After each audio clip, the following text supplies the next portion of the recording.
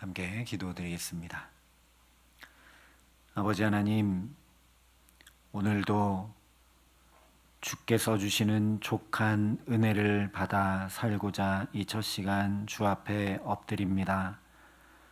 우리의 걸음걸음 주께서 인도해 주시고 붙들어 주시는 은혜 덧입어 오늘도 넉넉히 믿음으로 살아가는데 부족함 없도록 이 시간 주의 말씀으로 생명의 양식으로 우리에게 먹이시고 주의 은혜로 가득 채워 주시옵소서. 예수님 이름으로 기도합니다. 아멘.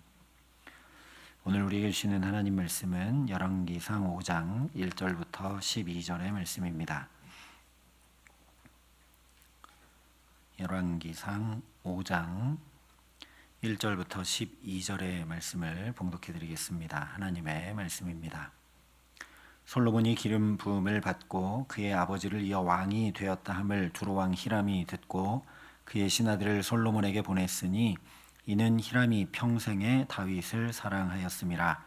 이에 솔로몬이 히람에게 사람을 보내어 이르되 당신도 알거니와 내 아버지 다윗이 사방의 전쟁으로 말미암아 그의 하나님 여호와의 이름을 위하여 성전을 건축하지 못하고 여호와께서 그의 원수들을 그의 발바닥 밑에 두시기를 기다렸나이다.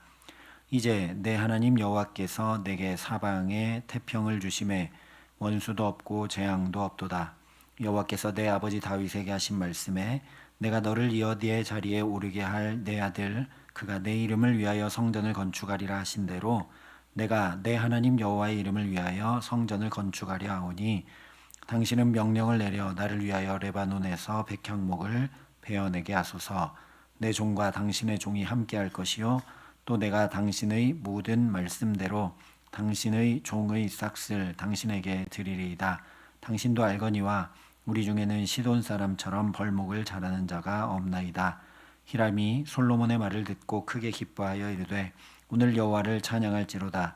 그가 다윗에게 지혜로운 아들을 주사 그 많은 백성을 다스리게 하셨도다 하고 이에 솔로몬에게 사람을 보내어 이르되 당신이 사람을 보내어 하신 말씀을 내가 들었거니와 내 백향목 제목과 잣나무 제목에 대하여는 당신이 바라시는 대로 할지라. 내 종이 레바논에서 바다로 운반하겠고 내가 그것을 바다에서 뗏목으로 엮어 당신이 지정하는 곳으로 보내고 거기서 그것을 풀리니 당신은 받으시고 내 원을 이루어 나의 궁정을 위하여 음식물을 주소서 하고 솔로몬의 모든 원대로 백향목 제목과 잣나무 제목을 주매 솔로몬이 히람에게 그의 궁정의 음식물로 밀 2만 고루와 맑은 기름 20고루를 주고 해마다 그와 같이 주었더라.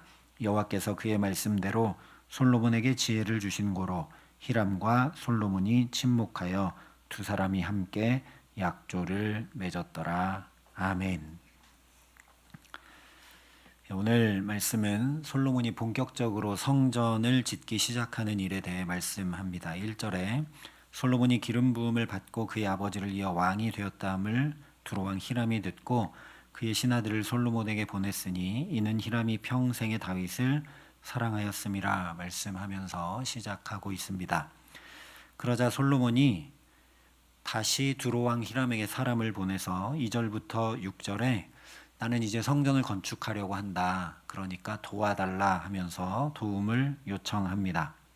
왜냐하면 히람이 다스리고 있는 두로와 시돈 지역에 가장 좋은 최고의 목재인 백향목 나무가 나기 때문이었습니다. 그래서 요청을 받은 두로왕 히람이 그 일에 대해서 기뻐하면서 솔로몬에게 응답하는데 그 싹스로 필요한 것을 히람이 솔로몬에게 요청한 내용이 7절부터 9절이고 그것을 솔로몬이 그대로 히람에게 지불한 내용이 10절부터 11절입니다. 그리고 결국 12절에 보면 여호와께서 그의 말씀대로 솔로몬에게 지혜를 주신 고로 히람과 솔로몬이 친목하여 두 사람이 함께 약조를 맺었더라 말씀을 합니다. 일단 여기서 한 가지 우리가 생각해야 될 것은 평생 다윗을 사랑했던 히람이 받게 된 복입니다. 다른 사람들과 달리 히람은 솔로몬의 지혜를 듣고 그 지혜가 어떤 지혜인지 알아보고 또 그것을 칭송하려고 솔로몬에게 사람을 보낸 것이 아닙니다. 다윗을 사랑했기 때문에 다윗의 아들이 왕이 된 것에 대해서 사절단을 보내 축하하고 있는 거죠. 솔로몬 때문이 아니라 다윗을 지극히 사랑한 것 때문에 그 아들에게까지 호의를 베풀고 있는 겁니다. 물론 어쩌면 예의상 그리고 인접한 나라로 관례상 행할 수 있는 일이지만 성경이 분명히 얘기합니다. 다윗을 사랑해서 했다고. 그래서 이 일로 인해 솔로몬이 히람에게 사람을 보내게 되고 결국 이스라엘과 두로가 침묵하여 약조를 맺는 일까지 이루게 됩니다. 게다가 9절부터 11절이 전해주고 있는 이 화친 조약의 내용을 잘 살펴보면 히람이 레바논 백향목을 제공하는 대신에 솔로몬은 두로에 필요한 음식물을 제공합니다. 왜냐하면 두로가 백향목과 같은 좋은 목재가 자라는 비옥한 땅이기는 해도 실제 곡식을 경작할 수 있는 면적은 거의 없었기 때문입니다. 유대 역사가인 요세푸스에 의하면 이 두로와 시돈 지역의 곡물을 생산할 수 있는 평야지대는 대략 75제곱킬로미터 정도의 면적에 불과했다고 합니다. 이게 얼마 정도냐면 평수로 환산하면 약 22.5평이고 우리가 좀 더 이해하기 쉽게 아파트의 경우로 보면 서비스 발코니 면적까지 포함한다고 해도 31평형 정도밖에 안 되는 땅입니다. 우리가 사는 집만한 땅에 곡식 지어봤자 나라가 어떻게 먹고 삽니까? 그렇다면 두로왕 히람은 솔로몬의 즉위를 축하하기 위해서 그것도 솔로몬 때문이 아니라 다윗을 사랑해서 사절단을 보냈다가 두로가 늘 해결하기 어려운 그 식량난, 먹거리 문제를 해결받게 된 셈이 되는 것이죠. 성경적인 게 아니더라도 인간적으로만 얘기해도 인사 잘해서 복받은 겁니다. 그리고 그 모든 시작은 말씀드린 대로 히람이 하나님의 사람 다윗을 사랑했기 때문이죠. 그러니까 하나님의 사람만 사랑하고 잘 대해도 이런 놀라운 복을 받게 된다는 겁니다. 그러니 하나님 사랑하면 어떻게 될지는 너무나 분명한 일이죠. 오늘도 우리가 그러니까 하나님의 사람을 귀히 대하고 또 주님을 더욱 사랑함으로 오늘 히람과 같이 생각지 않은 주님의 은총을 덧입어 살게 하시기를 간절히 소망합니다. 다음으로 생각할 것은 솔로몬의 지혜인데 12절에 보면 이 모든 일은 여호와께서 그의 말씀대로 솔로몬에게 지혜를 주신 것 때문이다 라고 말씀을 합니다. 그런데 4장까지 말씀에서 살펴본 것처럼 하나님께로부터 지혜를 받은 솔로몬의 삶에는 빛과 그림자가 동시에 있습니다. 하나님께서 솔로몬에게 주신 지혜가 온전한 지혜가 아니어서가 아니라 온전치 못한 지혜여서가 아니라 그 지혜를 받은 솔로몬이 아버지 다윗처럼 주의 율례와 법도를 지켜 행했어야 하는데 솔로몬이 하나님 앞에 온전치 못했기 때문입니다. 그래서 솔로몬이 행한 지혜의 빛과 그림자, 그러니까 솔로몬이 하나님께 지혜를 받고 나서 그가 행한 것들에 대한 빛과 그림자를 동시에 균형 있게 잘 살펴보아야 합니다.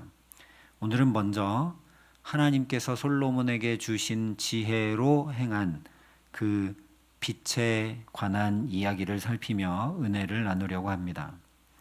오늘 말씀을 보면 하나님께서 주신 지혜의 세 가지 특징이 아주 잘 드러나고 있습니다. 첫 번째는 하나님의 지혜는 때를 알게 하는 지혜라는 거죠. 3절에 솔로몬이 내 아버지 다윗이 사방의 전쟁으로 말미암아 그의 하나님 여호와의 이름을 위하여 성전을 건축하지 못하고 여호와께서 그의 원수들을 그의 발바닥 밑에 두시기를 기다렸다라고 이야기합니다.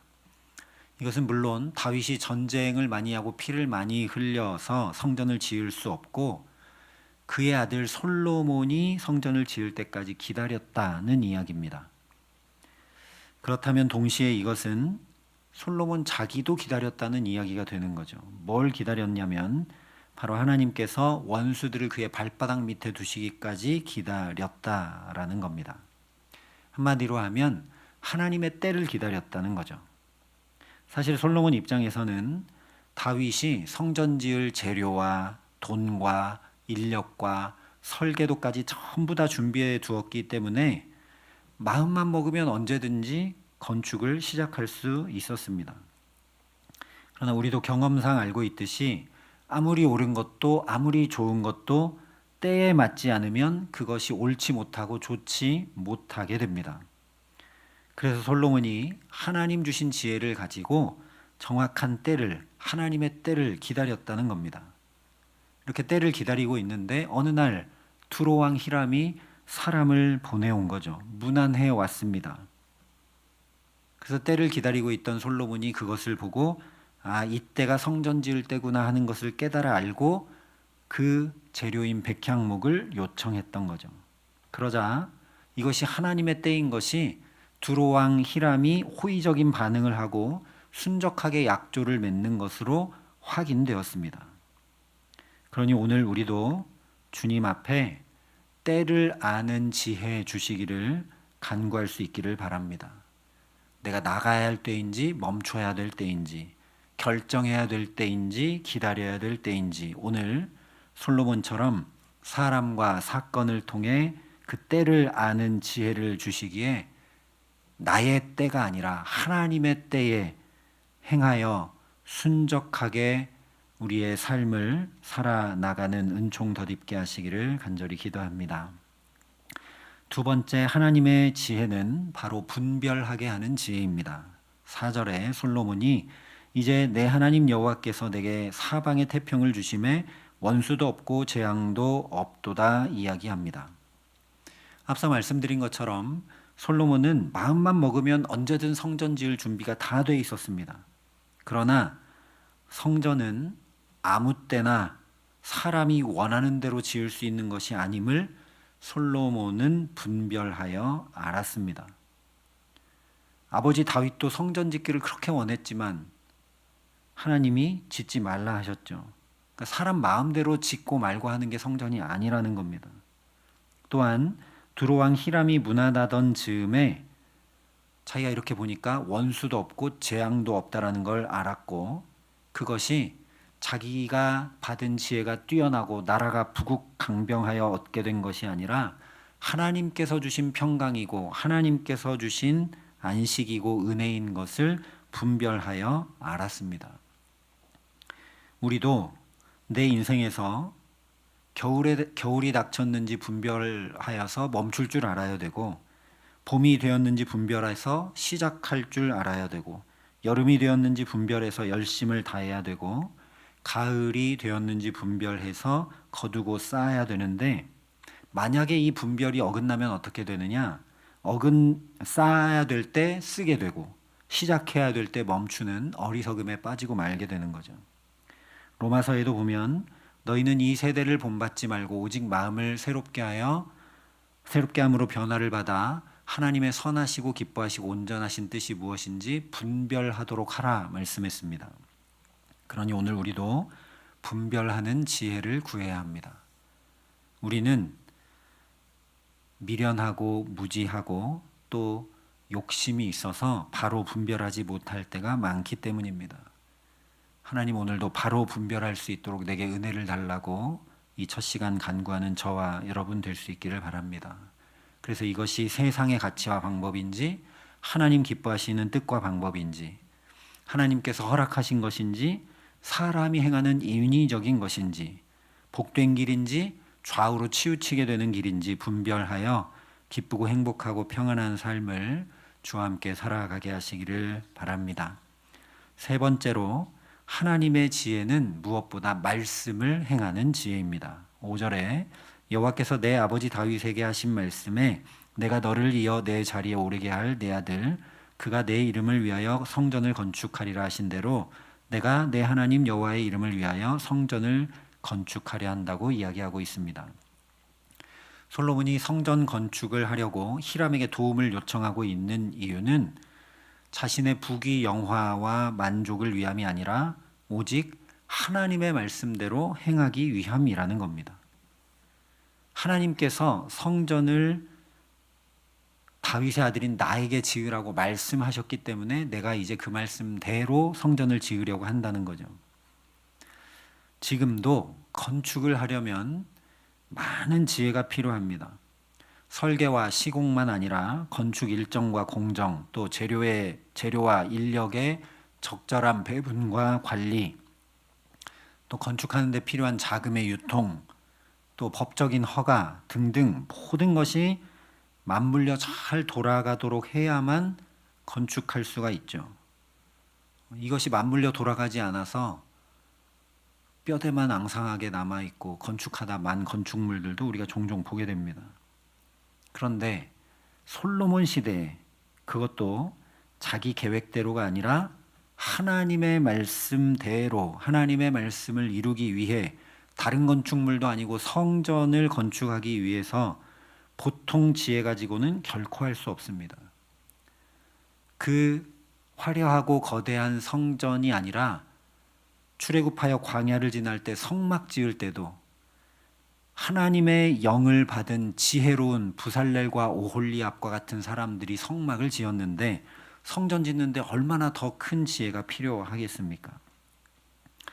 이 성전 건축에 어떠한 지혜가 필요했는지에 대한 내용은 후에 살핀다 하더라도 우리가 경험하여 알고 있듯이 말씀을 세상 한 복판에서 행하고 이루며 살기 위해서는 그야말로 뱀처럼 지혜롭지 않고는 불가능입니다.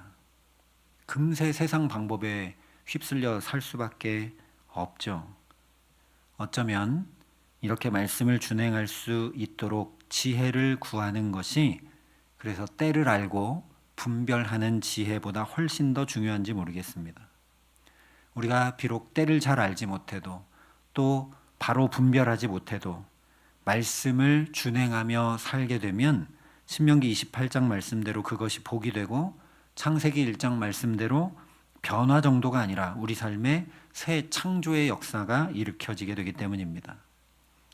3장에서 이미 살펴본 대로 이 지혜의 본질은 듣는 마음입니다. 그러니 오늘도 저와 여러분이 주님의 말씀을 들을 줄 아는, 귀로만 듣는 것이 아니라 삶으로 듣고 준행할 줄 아는 지혜를 구하게 하시기를 바랍니다. 그렇게 지혜, 즉 듣는 마음을 구하는 우리의 간구가 솔로몬이 그것을 구했을 때 주의 마음에 합했듯이 오늘 이 시간 지혜를 구할 때, 듣는 마음을 구할 때 그것이 주님의 마음에 합할 줄 믿습니다. 그래서 우리도 능히 복된 말씀, 생명의 말씀, 진리의 말씀, 사랑의 말씀 준행하며 살아가기에 말 그대로 우리 삶에 복과 생명과 진리와 사랑이 넘쳐서 은혜와 평강 가운데 살아가게 하시기를 주님의 이름으로 간절히 축원합니다. 함께 기도하시겠습니다. 아버지 하나님, 잠언에 무릇 구할 그 어떤 것보다 지혜를 구하라 하였는데 우리는 하나님 앞에 지혜를 구하기보다 다른 많은 것들을 구할 때가 참 많은 것 같습니다. 하나님, 이런 우리를 오늘 또 여기 부르셔서 지혜를 구하게 하시니 감사합니다. 하나님, 오늘도 우리가 때를 분별할 줄 아는 지혜, 또 옳고 그른 것과 행해야 될 것과 하지 말아야 될 것을 분별하는 지혜, 무엇보다 오늘도 이 악과 독과 또 이기심이 가득한 세상에서 하나님의 말씀을 따라 준행하며 살아갈 수 있는 지혜를 주 앞에 간구하며 나아가오니 우리에게 하늘문을 여시고 듣는 마음과 지혜를 주셔서 오늘도 주님의 복된 말씀 지켜 행하며 살아감에 부족함 없도록 우리 모두에게 주의 성령으로 역사해 주시고 은총을 더하여 주시옵소서. 이제는 주 예수 그리스도의 은혜와 하나님의 사랑과 성령님의 교통하심이 여기 머리 숙여 주님 주신 지혜 가지고 주의 말씀 준행함으로 복된 삶 살아가기를 소원하고 결단하는 여기 모인 모든 주의 성도들과 사랑의 빛교회 모든 교우들과 이 나라 이 민족과 이 귀한 복음을 오늘도 세계 만방에 전하시는 선교사님들 가운데 이제로부터 영원토록 함께 하시기를 간절히 축원하옵나이다. 아멘.